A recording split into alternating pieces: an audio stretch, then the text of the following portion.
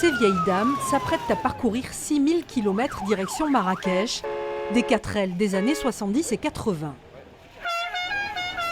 Amandine et Tania vont piloter ce bolide de 1987, un budget de 12 000 €, des partenaires qu'il a fallu trouver et de la bonne humeur pour affronter le désert.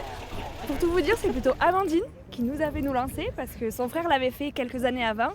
Et en fait, ça a été tellement une belle aventure qu'elle a voulu essayer elle-même. Et je pense que j'étais la seule copine un peu folle pour l'accompagner. Derrière la mécanique, il y a Mathieu, le frère d'Amandine, qui a restauré la voiture de sa sœur. Il faut que le niveau il soit entre ce niveau bas et ce niveau haut. Il ne faut surtout pas que ça soit en dessous de ce niveau-là. C'est une voiture qui avait roulé en 2022.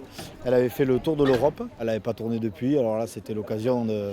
Quand elle a voulu se lancer dans l'aventure, c'était l'occasion de la restaurer. Tout le moteur est quasiment refait. Voilà, l'aménagement, l'électricité, table de bord, les sièges, voilà.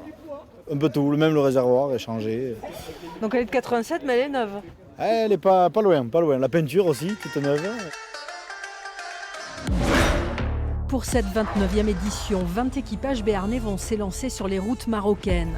Samedi, un pré-départ était organisé pour que les participants apprennent à se connaître.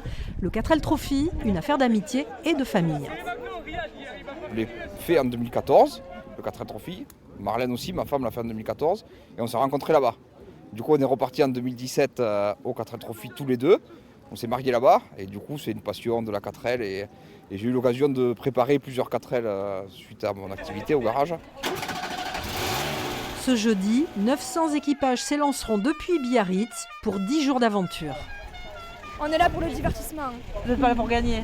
Non, arriver en vie et ramener la voiture en vie. Ce serait pas mal. Ce serait vraiment pas mal déjà.